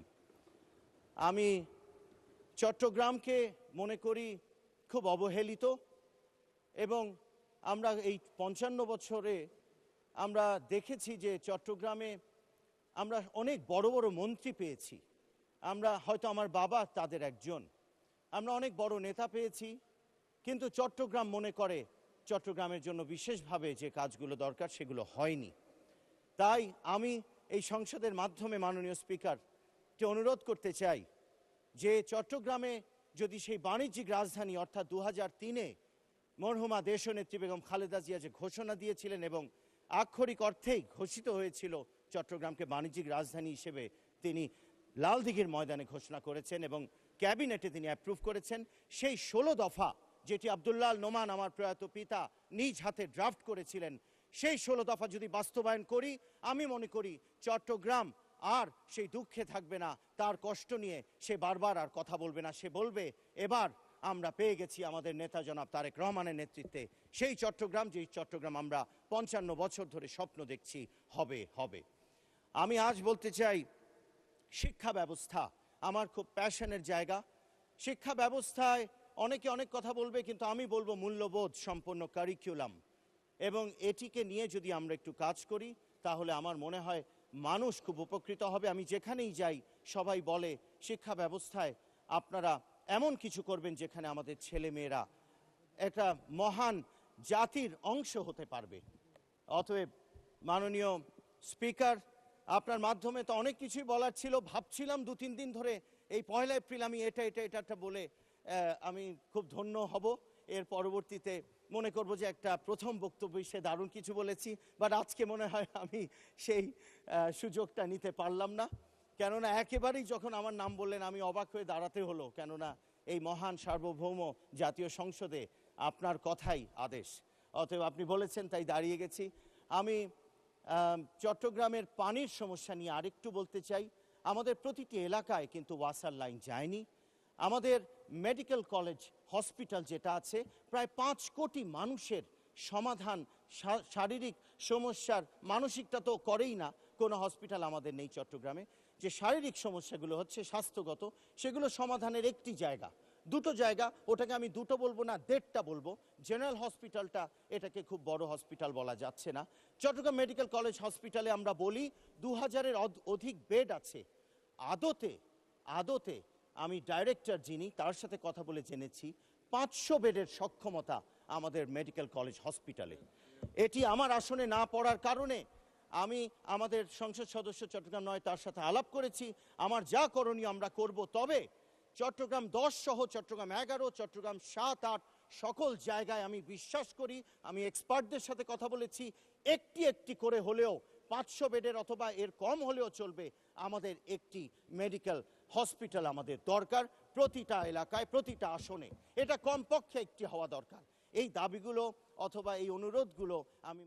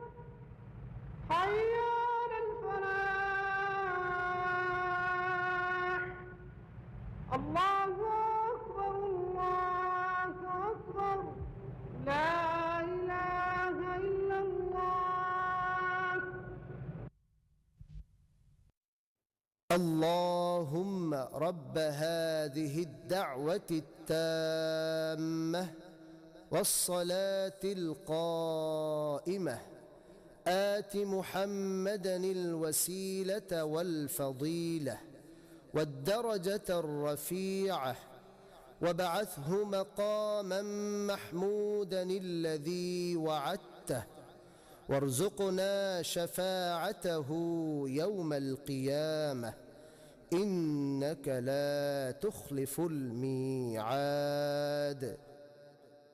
হে আল্লাহ, এই পরিপূর্ণ আহ্বান ও শাশ্বত নামাজের তুমি প্রভু। হযরত মুহাম্মদ সাল্লাল্লাহু আলাইহি ওয়াসাল্লামকে দান করো বেহেশতের সর্বোচ্চ সম্মানিত স্থান এবং সুমহান মর্যাদা, আর তাকে অধিষ্ঠিত করো শ্রেষ্ঠতম প্রশংসিত স্থানে, যার প্রতিশ্রুতি তুমি তাকে দিয়েছ। কিয়ামত দিবসে তার সুপারিশ আমাদেরকে নসিব করো। নিশ্চয়ই তুমি প্রতিশ্রুতির ব্যতিক্রম করো না।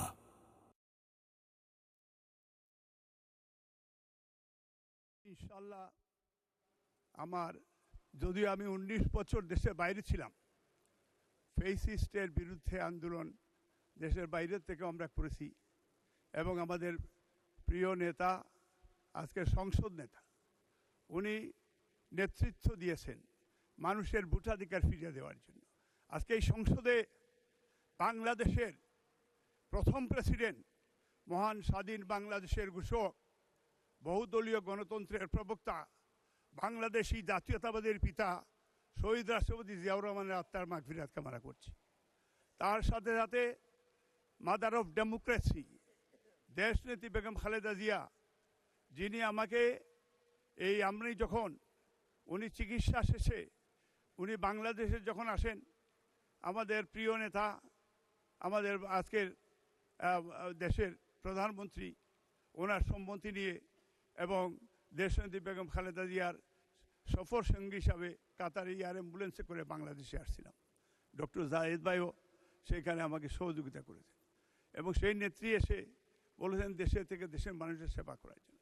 আলহামদুলিল্লাহ আজকে আমি বাংলাদেশে দক্ষিণ সুরমা, ফেঞ্চুগঞ্জ, বালাগঞ্জ এবং আমার সিলেটের আরও 4টি আপনার সিটির সেখানে আমার নির্বাচনী এলাকা এবং প্রবাসীরা ওয়ার্ল্ডের বিভিন্ন দেশ থেকে আমাকে ভোট দিয়েছে। আপনারা জানেন, আপনার অনেকেই ভোট দিয়েছে। আমি সেই প্রবাসীদেরও প্রতিনিধি। আমি আল্লাহর শুকরিয়া আদায় করছি যে আজকে এই পার্লামেন্টে আজকে কথা বলার সুযোগ পেয়েছি। আজকের মাননীয় স্পিকার, আমার দক্ষিণ সুরমা, ফেঞ্চুগঞ্জ, বালাগঞ্জ এবং সিলেট 3 আসন গত 19 বছর ফেসিস্টরা একটা ফুটও ডেভেলপমেন্ট করেনি। আজকে উদাহরণস্বরূপ যদি বলতে চাই, আজকে ফেঞ্চুগঞ্জ একটা জুড়াই নদী গত 19 বছর করে গত ফেসিস্ট সরকার তারা বিভিন্নভাবে মানুষকে এই নদীর মিথ্যা আশ্বাস দিয়েছিল। প্রতি বছরে এই এলাকায় নদী মাতৃক এলাকা, মানুষের কোনো ব্রিজ নাই, রাস্তাঘাট নাই, প্রায় 20,000 মানুষ পানিবন্দী এবং তাদের বাচ্চারা স্কুলে যাওয়ার সময় নৌকা ডুবে প্রতি বছরে 2-3টা মার্ডার হয়, মানুষ মারা যায়। সেটার জন্য আমাদের মাননীয় আজকের এই প্রধানমন্ত্রী, এই সংসদকে স্পিকার, আমরা বলতে চাই সেই এলাকার মানুষকে বাঁচান। এবং সেখানে বাগমারা, আপনার পিটাইটিকর এবং এই ভেলকুনা, ফেঞ্চুগঞ্জের এইসব এলাকায় একটা রাস্তাও নাই এবং সেই রাস্তার জন্য আমি আপনাদের কাছে সবিনয় অনুরোধ যাব যে সেই ফেঞ্চুগঞ্জ এবং বালাগঞ্জ নদী ভাঙ্গন এবং নদী ভাঙ্গনে অনেক মানুষ আজকে নদী ভাঙ্গনে মানুষ দিশাহারা। সেইখানেও আমি মাননীয় প্রধানমন্ত্রীর দৃষ্টি আকর্ষণ করে বলবো যে এই নদী ভাঙ্গন থেকে বালাগঞ্জবাসীকে বসান। এবং আমাদের এলাকা দক্ষিণ সুরমা, আমাদের জেনারেল এমএজি উসমানী মুক্তিযুদ্ধের সর্বাধিনায়ক, আমরা উনার এলাকা রিয়ার এডমিরাল মাহবুব আলী খান, উনার এলাকা, আমাদের মাননীয় প্রধানমন্ত্রীও সেই এলাকায় গিয়েছেন এবং আমাদের চণ্ডীপুল থেকে বালাগঞ্জ পর্যন্ত আমাদের সেই 4 লাইন রাস্তার জন্য অনেক দিন ধরে আমাদের দাবি এবং মাননীয় প্রধানমন্ত্রী নিজেও ভিজিট করে আসছেন। সেই দিন লেটেস্ট আমাদের মাননীয় এলজিআরডি প্রতিমন্ত্রী উনিও গিয়েছেন, উনিও খুব আন্তরিক। উনি বলেছেন যে এই এলাকার মানুষের জন্য এই রাস্তাগুলি করে দিবেন। আমার দক্ষিণ সুরমা, ফেঞ্চুগঞ্জ, বালাগঞ্জ এবং সিলেট 3 আসনের প্রত্যেকটা জায়গায় I need a help for because আপনারা এই যে একজন প্রবাসী হিসাবে বিশ্বাস করে দানের শীষে আমাকে ভোট দিয়েছে, এই জন্য আমার বিশ্বাস যে আমাদের সরকার, মাননীয় প্রধানমন্ত্রী এটা বিশেষ ওনার দৃষ্টি আকর্ষণ করছি যে আমার এলাকায় স্কুল, কলেজ, মসজিদ, মন্দির, মাদ্রাসাগুলির সংস্কারের দরকার। একটা মসজিদও ভালো মসজিদের একটা এখন পর্যন্ত ভালো মসজিদ আমাদের এলাকায় নাই, বিকজ গরিব এলাকা আমাদের এলাকায়। সেইখানে আমার খুব প্রয়োজন রয়েছে সেইখানে ঈদগার জন্য। আজকে হিন্দুদের জন্য শ্মশানাল, তাদেরও ডিমান্ড ছিল, হিন্দুরা এইবার আমাকেও ভোট দিয়েছে এবং সব এলাকার ভোট দিয়েছে। মাননীয় প্রধানমন্ত্রী বলেছেন যে আপনি সবার এমপি, আমরা সবার এমপি। এই জন্য আমি আমার এলাকার জন্য, আমার দক্ষিণ সুরমা, ফেঞ্চুগঞ্জ, বালাগঞ্জকে মডেল এলাকা হিসাবে আমি বিল করতে চাই। আপনাদের সাহায্য চাই, সহযোগিতা চাই। আমি মাননীয় স্পিকার আপনাকে ধন্যবাদ দিতে চাই যে অ্যাটলিস্ট গত 15 বছর, এই যে 17 বছর আমাদের প্রিয় নেতা নেতৃত্ব দিয়েছেন মানুষের ভোটাধিকার ফিরিয়ে দেওয়ার জন্য, এবং আজকে আমরা সেই ভোটাধিকার ফিরিয়ে আসতে এই জন্য এই যে ফেসিস্ট মাফিয়া সরকার দেশকে লুট করে দেশের বাইরে অর্থনৈতিকভাবে দেশকে দেউলিয়া করেছে, এই জন্য লিস্ট প্রেসিডেন্টকে ধন্যবাদ দেই। হি ইজ রিয়েলাইজড যে আমাদের দেশে লুট করেছে ফেসিস্টদেরকে, উনি ফেসিস্ট বলেছে এই মাফিয়া সরকারের বিরুদ্ধে।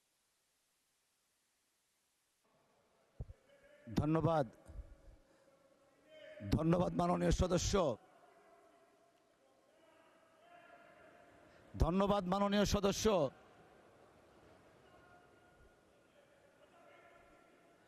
আচ্ছা আচ্ছা আচ্ছা, মাননীয় সদস্য একটু থামুন।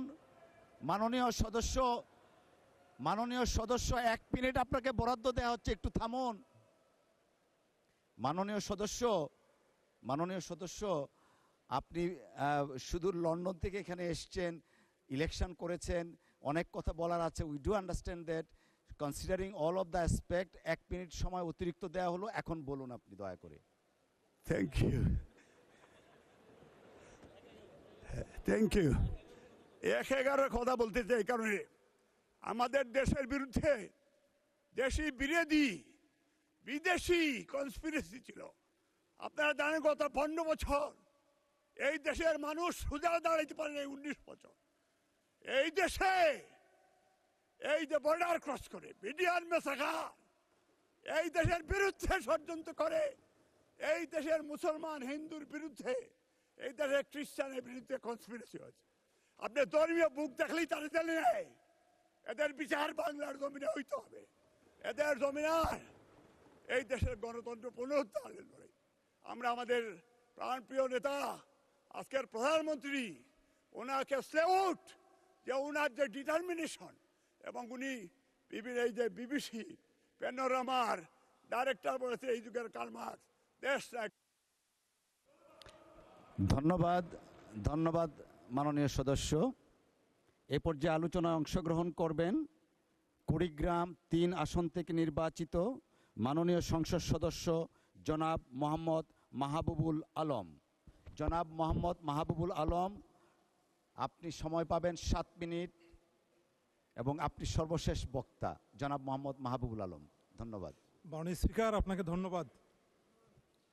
মাননীয় স্পিকার, আপনার সাথে প্র্যাকটিস করার সুযোগ হয়নি, কাজ করার সুযোগ হয়নি, বাট অ্যাটলিস্ট আমরা একই ইউনিয়নের মেম্বার, যে কারণে লিঙ্কন সিনের পক্ষ থেকেও আপনাকে ধন্যবাদ মাননীয় স্পিকার। মাননীয় স্পিকার, এই সংসদটা হলো নতুন বাংলাদেশের নতুন সংসদ। এই সংসদে 217 জন সংসদ সদস্য নতুন। এই পার্লামেন্টের প্রধানমন্ত্রী, মাননীয় বিরোধী দলীয় নেতা নতুন। আপনিও একজন নতুন সংসদ সদস্য হিসাবে আজকের স্পিকার, অতএব নতুন সংসদ সদস্যদের পক্ষ থেকেও আপনাকে ধন্যবাদ মাননীয় স্পিকার। মাননীয় স্পিকার, আমি আল্লাহ রাব্বুল আলামিনের শুকরিয়া আদায় করার পর অত্যন্ত বিনয়ের সাথে স্মরণ করছি আমার নির্বাচনী এলাকা কুড়িগ্রাম 27 উলিপুরের জনগণকে, যারা 54 বছর বঞ্চিত ছিল, অবহেলিত ছিল, এবং তাদের এই বঞ্চনা এবং অবহেলার কথা বলার জন্য আমাকে এই মহান সংসদে পাঠিয়েছে। মাননীয় স্পিকার, আমি শ্রদ্ধার সাথে স্মরণ করছি 1952 মহান মুক্তিযুদ্ধ, 1971-এ বিভিন্ন সময়ে দেশের প্রয়োজনে এবং আধিপত্যবাদের বিরুদ্ধে লড়াই করে যারা শহীদ হয়েছেন, বিশেষ করে যারা জুলাই অভ্যুত্থানে শহীদ হয়েছেন তাদেরকে আশু সুস্থতা কামনা করছি, যারা আহত হয়েছেন এবং পঙ্গুত্ব বরণ করছেন তাদের। মাননীয় স্পিকার, অত্যন্ত বুক ভরা প্রত্যাশা নিয়ে আমাদের মাঝে ফিরে আসার জন্য আমি দোয়া করছি আমাদের সাবেক সংসদ সদস্য ইলিয়াস আলী, ইসলামী ছাত্র শিবিরের 2 জন নেতা অলিউল্লাহ এবং মুকাদ্দাস, যারা গত সরকারের আমলে গুম হয়েছে, আজও ফিরে আসেনি, তাদেরকে আমাদের মাঝে ফিরে আসার জন্য প্রত্যাশা করছি। মাননীয় স্পিকার, আমি আপনার মাধ্যমে মাননীয় প্রধানমন্ত্রীকে ধন্যবাদ জানাতে চাই। উনি শুধুমাত্র প্রধানমন্ত্রী নির্বাচিত হয়েছেন এ কারণে না, আমি প্রত্যাশার জায়গা থেকে এবং মাননীয় স্পিকার ওনার জীবনের 2-1টি ইউনিকনেসের কারণে আমি ওনাকে ধন্যবাদ জানাতে চাই। মাননীয় স্পিকার, আমাদের মাননীয় প্রধানমন্ত্রী হয়তো বিশ্বের একমাত্র ব্যক্তি যার বাবা প্রেসিডেন্ট ছিলেন, মা প্রধানমন্ত্রী ছিলেন এবং তিনি প্রধানমন্ত্রী হয়েছেন। অর্থাৎ তিনি যে চেয়ারে আসীন হয়েছেন মাননীয় স্পিকার, এই চেয়ারে ওনার বাবা বসেছেন, ওনার মা বসেছেন এবং উনি বসেছেন। কালের পরিক্রমায় মাননীয় স্পিকার, এটাও বাস্তব, এই 3 জনেই গণভোটের বিভিন্নভাবে সম্মুখীন হয়েছেন এবং গণভোটকে বিভিন্নভাবে ডিল করেছেন।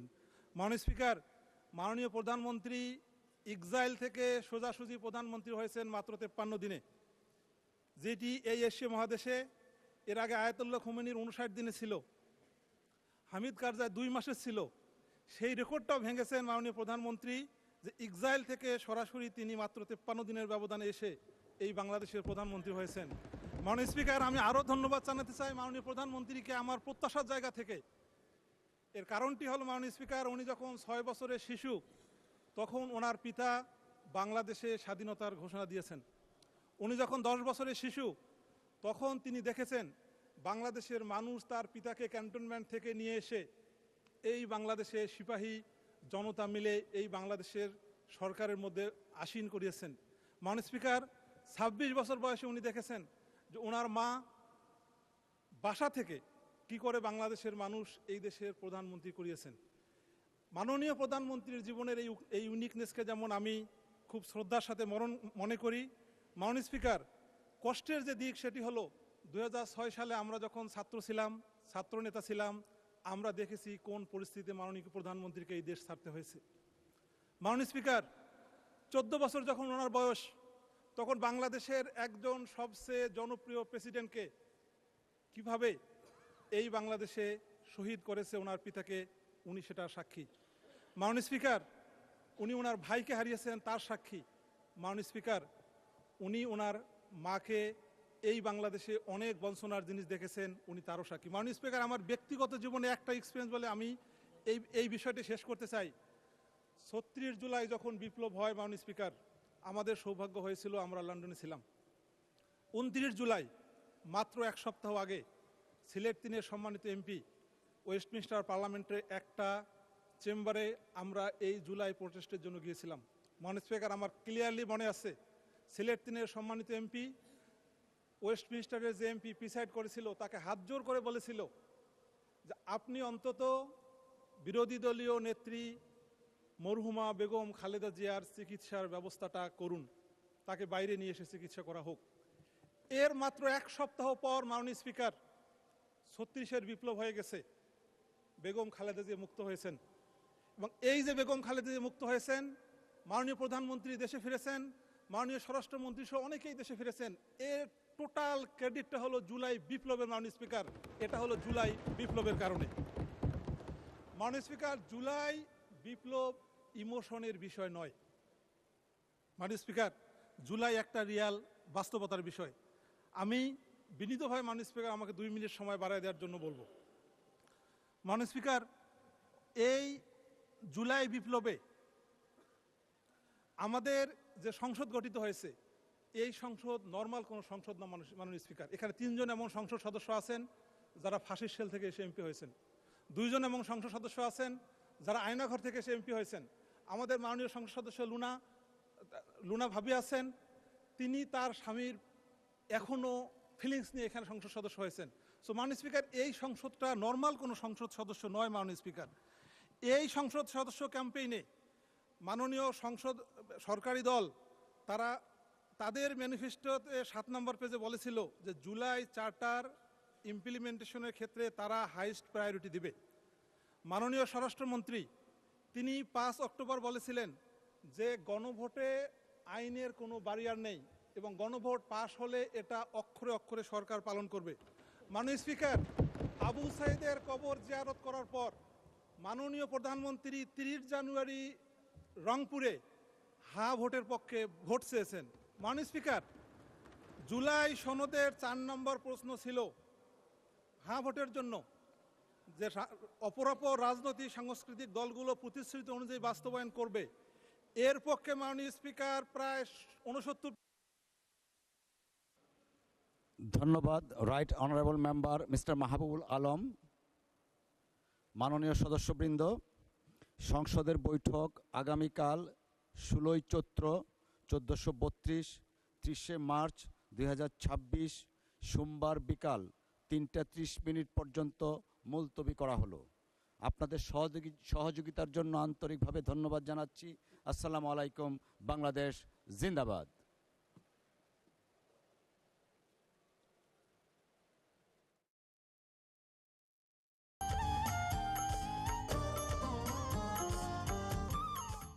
দেশের সীমিত কৃষি জমির বড় অংশ ক্ষতিকর তামাক চাষে অনুর্বর হয়ে পড়ছে। প্রতি বছর কয়েক লক্ষ টন চাল উৎপাদন থেকে বঞ্চিত হচ্ছি আমরা। 1 একর জমির তামাক শুকাতে প্রায় 5 টন কাঠ পুড়ছে। সিগারেটের ফিল্টার তৈরি করছে হাজার হাজার টন বর্জ্য। সিগারেট উৎপাদনে হচ্ছে পানির অপচয়। তামাক চাষে জড়িতদের 25% গ্রিন টোব্যাকো সিকনেসে আক্রান্ত হচ্ছেন। এছাড়া তামাক সেবন ও ধূমপানে নানা প্রাণঘাতী রোগ হয়। আসুন প্রাণ প্রকৃতি ধ্বংসকারী ধূমপান ও তামাককে না বলি আজই। এলজিআরডি মন্ত্রী মির্জা ফখরুল ইসলাম আলমগীর বলেছেন, আগামীতে পর্যায়ক্রমে দেশের গ্রামাঞ্চলের প্রয়োজনীয় সকল কাঁচা রাস্তা পাকা করা হবে। তিনি আজ জাতীয় সংসদে প্রশ্নোত্তর পর্বে এক প্রশ্নের জবাবে এ তথ্য জানান।